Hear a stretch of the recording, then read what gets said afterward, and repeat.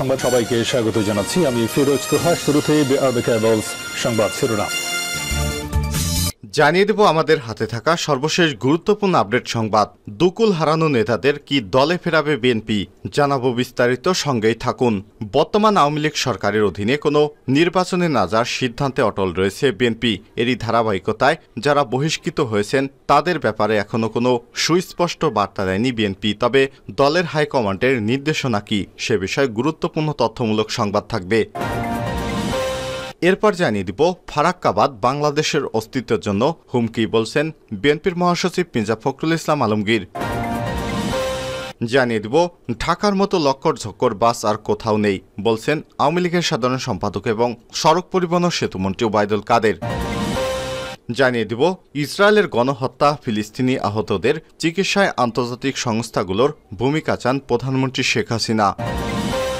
এদিকে ধেয়ে আসছে ঘূর্ণিঝড় রেমাল, আশ্রে পড়তে পারে আইলার সেই ভয়াল দিনে। চলতি মে মাসের শেষের দিকে ঘূর্ণিঝড়ের আশঙ্কায় রয়েছে বাংলাদেশ, জানিয়েছে ভারতের আবহাওয়া অধিদপ্তর। বঙ্গোপসাগরে ঘূর্ণিঝড়টি পূর্ণ রূপ নিলে এর নাম হবে রেমাল। এর নামটি দিয়েছে ওমান।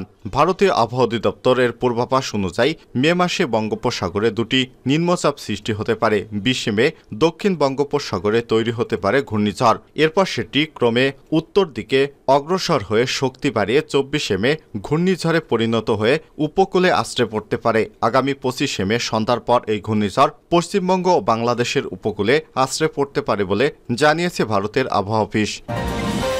এবং সর্বশেষ জানিয়ে দিব মালয়েশিয়া MBF এর চেয়ারম্যান নিসার কাদেরের ইন্তেকাল। তার বয়স হয়েছিল 66 বছর। মরহুম নিসার কাদের স্ত্রী, এক ছেলে এবং এক মেয়ে রেখে গেছেন। প্রিয় দর্শক, এতক্ষণ শুনছিলেন সংবাদ শিরোনাম, এবারে বিস্তারিত। তবে তার আগে অনুরোধ থাকবে, আপনি কোন স্থান থেকে আমাদের সংবাদটি দেখছেন কমেন্ট করে জানিয়ে দিন এই সংবাদ সম্পর্কে আপনার মূল্যবান মতামত। প্রিয় দর্শক, আপনি যদি আমাদের চ্যানেলে নতুন হয়ে থাকেন, ভিডিওটি দেখতে দেখতে চ্যানেলটি সাবস্ক্রাইব করে রাখুন, যাতে করে আমাদের লেটেস্ট আপডেট সংবাদগুলো সবার আগে আপনার কাছে পৌঁছে যায়। এবারে বিস্তারিত। দুকুল হারানো নেতাদের কি দলে ফেরাবে বিএনপি? পরিস্থিতি অনুযায়ী সিদ্ধান্ত নেবে দল। আশা, বহিষ্কৃতদের নির্বাচিত হয়েছেন বিএনপির 7 বহিষ্কৃত নেতা। বর্তমান আওয়ামী লীগ সরকার এর অধীনে কোনো নির্বাচনে না যাওয়ার সিদ্ধান্তে অটল রয়েছে বিএনপি। সর্বশেষ দ্বাদশ জাতীয় সংসদ নির্বাচনে অংশ নেয়নি দলটি। এমনকি সিটি কর্পোরেশন এবং উপজেলার মতো স্থানীয় সরকার নির্বাচনেও ভোটার বিমুখ রয়েছে বিএনপি। যদিও দলের সিদ্ধান্ত উপেক্ষা করে সদ্য অনুষ্ঠিত প্রথম ধাপের 6ষ্ঠ উপজেলা পরিষদ নির্বাচনে অংশ নেয় বিএনপির অনেক নেতা। এ কারণে 144 জন নেতাকে বহিষ্কার করেছে দলটি।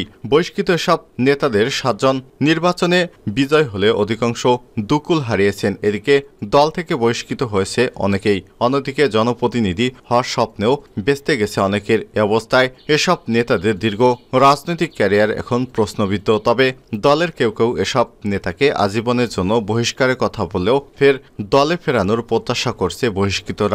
তাদের অনেকেই আশা করছে উপজেলা নির্বাচন শেষ হলে বহিষ্কারের সিদ্ধান্ত বিবেচনা করবে দলটি। বহিষ্কৃত নেতাদের একাংশের ভাষ্য, দলীয় সিদ্ধান্ত লঙ্ঘন করায় বহিষ্কার এটা সাংগঠনিক শাস্তি।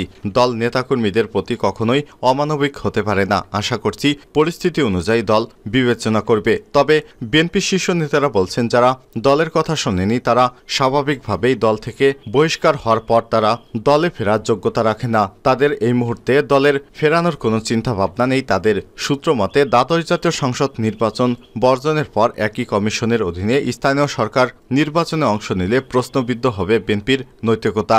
এ কারণে দলীয়ভাবে কঠোর অবস্থান নেওয়ার সিদ্ধান্ত নিয়েছে বিএনপি। এই নির্বাচন শেষ হলে দল পুনর্গঠন কার্যক্রম জোরদার করবে বিএনপি।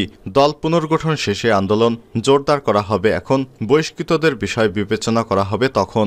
বিধিমালা অনুযায়ী স্থানীয় সরকার নির্বাচন নির্দলীয় হওয়ার কথা, কিন্তু রাজনৈতিক দলগুলোর পক্ষ থেকে দলীয়ভাবে মনোনয়নপত্র দেয়া এবং তথাকথিত বিদ্রোহী প্রার্থীদের বহিষ্কার করা এই নির্বাচন অনেকটাই দলীয় নির্বাচনে রূপ নিয়েছে। এখন পর্যন্ত 144 জনকে বহিষ্কার করেছে বিএনপি। প্রথম ধাপের 139 উপজেলায় ভোট গ্রহণ হয়েছে। এর মধ্যে 28 উপজেলায় প্রতিদ্বন্দ্বিতা করেছে বিএনপির বহিষ্কৃতরা। নির্বাচন হয়েছে, এর মধ্যে 7 জন প্রার্থী নির্বাচিত হয়েছে। ফারাক্কাবাদ বাংলাদেশের অস্তিত্বের জন্য বিপজ্জনক বলছেন মির্জা ফখরুল। ফারাক্কাবাদ বাংলাদেশের অস্তিত্বের জন্য ভয়ানক বিপজ্জনক হয়ে উঠেছে বলে মন্তব্য করেছেন বিএনপির সিনিয়র যুগ্ম মহাসচিব অ্যাডভোকেট রুহুল কবির রিজভী। ফারাক্কা দিবস উপলক্ষে বুধবার গণমাধ্যমে দেয়া এক বাণীতে এসব কথা বলেছেন তিনি। মির্জা ফখরুল ইসলাম আলমগীর বলেন, ১৬ই মে ফারাক্কা দিবস আমাদের জাতীয় আন্দোলনের এক ঐতিহাসিক এবং গুরুত্বপূর্ণ দিন। আজ থেকে ৪৮ বছর আগে মাওলানা আব্দুল হামিদ খান ভাসানীর ডাকে গঙ্গা নদীর পানি আন্তর্জাতিক আইন অনুযায়ী ন্যায্য হিসাবে আদায় ফারাক্কা অভিমুখে লং মার্চ ঘোষণা নেয় বাংলাদেশের মানুষ। ভারতের গঙ্গা নদীর ফারাক্কা পয়েন্টে বাঁধ নির্মাণ করে অভিন্ন নদীর পানি একতরফা প্রত্যাহার শুরু করা হয়। ফলে বাংলাদেশের উত্তর ও পশ্চিমাঞ্চল আজ প্রায় মরুভূমিতে পরিণত হয়েছে। এ সময় তিনি বলেন, এই এলাকায় পানিসহ নানাবিধ প্রাকৃতিক ভারসাম্যহীনতা দেখা দিয়েছে। জীবন বৈচিত্র্য, পরিবেশগত মানকে বিবেচনা না করে এবং প্রাকৃতিক ও মানবিক বিপর্যয়ের সম্ভাবনা উপেক্ষা করে আওয়ামী লীগ সরকার ভারতকে কয়েকদিনের জন্য পরীক্ষামূলকভাবে ফারাক্কা বাঁধ চালুর অনুমতি দেয়, কিন্তু সেই বাঁধ অব্যাহতভাবে আজ পর্যন্ত চালু রয়েছে। এই বাঁধ এখন মরণ ফাঁদে পরিণত হয়েছে। আওয়ামী লীগ সরকারের কারণে দেশের জনগণ পানি ন্যায্য হিসাব থেকে বঞ্চিত। বিএনপির মহাসচিব বলেন, আমি মনে করি আজও ফারাক্কা দিবসের তাৎপর্যতা প্রাসঙ্গিক এবং আন্তর্জাতিক আইন ও কনভেনশনের তোয়াক্কা না করে ভারত থেকে বাংলাদেশে প্রবাহিত ৫৪টি অভিন্ন নদীতে একের পর এক বাঁধ নির্মাণ করে নদীগুলোকে বাধাগ্রস্ত করা হচ্ছে। ভারতের একতরফা নিজেদের অনুকূলে পানি প্রত্যাহার বাংলাদেশের অস্তিত্বের জন্য বিপজ্জনক হয়ে উঠেছে। ঢাকার মতো লক্করঝক্কর বাস আর কোথাও নেই বলছেন ওবায়দুল কাদের। ঢাকা শহরে যে ধরনের লক্করঝক্কর এবং রংচটা গাড়ি চলে তা পৃথিবীর অন্য কোনো জায়গায় দেখা যায় না বলে মন্তব্য করেছেন আওয়ামী লীগের সাধারণ সম্পাদক এবং সড়ক পরিবহন ও সেতুমন্ত্রী ওবায়দুল কাদের। বুধবার সকালে রাজধানীর বনানীতে বিআরটি কার্যালয়ে সড়ক পরিবহন উপদেষ্টা পরিষদের সভায় এমন নির্দেশনা দেন তিনি বলেন, বিশ্বের বিভিন্ন দেশে শহরে আধুনিক গণপরিবহন চলাচল করে, কিন্তু ঢাকায় ঝক্কর এবং রংচটা গাড়ি চলে। এগুলো দেখতেও তো খারাপ লাগে। এর চেয়ে ঢাকার বাইরে মফস্বল এলাকাগুলোতে উন্নত মানের গণপরিবহন চলে। বিআরটি এর উদ্দেশ্যে ওবায়দুল কাদের বলেন, এই লক্করঝক্কর বাসগুলোর বিরুদ্ধে কেন ব্যবস্থা নেওয়া হচ্ছে না? যদিও এখন ডাম্পিং করতে গেলে দেখা যায় ওই ধরনের গাড়ি আর রাস্তায় বের হবে না, তখন জনদুর্ভোগ সৃষ্টি হবে বলে অভিযোগ ওঠে।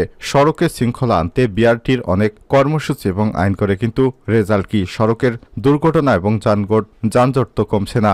এত উন্নয়নের পরও সড়ক মহাসড়কে যানজট দুর্ঘটনা কেন কমছে না তা ক্ষোভ প্রকাশ করেন সেতুমন্ত্রী। তিনি বলেন, সড়কে পরিবহনে যদি শৃঙ্খলা না আসে তাহলে নিরাপদ সড়কের স্বপ্ন দেখে কি লাভ হবে? ইসরায়েলের গণহত্যা, ফিলিস্তিনে আহতদের চিকিৎসায় আন্তর্জাতিক সংস্থাগুলোর ভূমিকা চান প্রধানমন্ত্রী।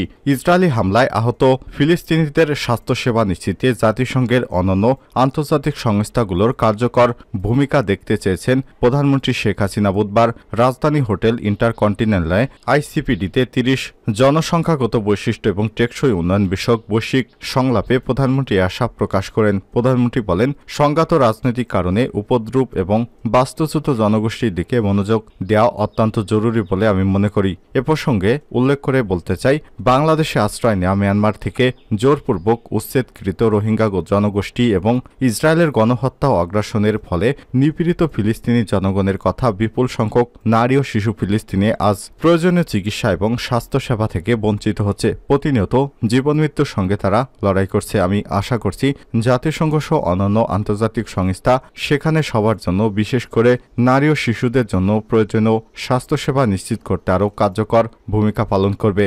এ সময় তিনি আরও বলেন, জনসংখ্যা সুষ্ঠু ব্যবস্থাপনা, টেকসই উন্নয়ন লক্ষ্যমাত্রা অর্জনের গুরুত্বপূর্ণ নিয়ামক এবং বিশ্বের বিপুল সংখ্যক জনগোষ্ঠীর জন্য প্রয়োজনীয় শিক্ষা ব্যবস্থা এবং অন্যান্য মৌলিক অধিকার নিশ্চিত করার মাধ্যমে তাদের জনসম্পদে রূপান্তরিত করতে হবে, যার মাধ্যমে আমরা একটি সমৃদ্ধশালী বিশ্ব ব্যবস্থা গড়ে তুলতে পারব। এ লক্ষ্যে সর্বজনীন স্বাস্থ্য সেবা, বিশেষ করে মা এবং শিশু স্বাস্থ্য সেবা খাতে আন্তর্জাতিক অর্থায়নের পরিমাণ এবং সহজ প্রাপ্যতা নিশ্চিত করার জন্য উন্নয়ন সহযোগী এবং আন্তর্জাতিক আর্থিক প্রতিষ্ঠানগুলো আরও আন্তরিক হতে হবে।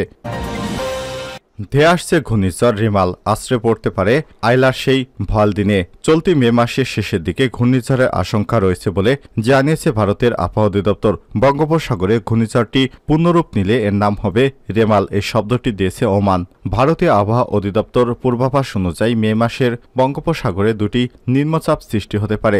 20 মে দক্ষিণ বঙ্গোপসাগরে তৈরি হতে পারে ঘূর্ণপাত। এরপর সেটি ক্রমে উত্তর দিকে শক্তি বাড়ে 24 মে ঘূর্ণিঝড়ে পরিণত হবে। আগামী 25 মে সন্ধ্যার পর এই ঘূর্ণিঝড় পশ্চিমবঙ্গ এবং বাংলাদেশের উপকূলে আশ্রয় পড়তে পারে বলে জানিয়েছে ভারতের আবহাওয়া অধিদপ্তর।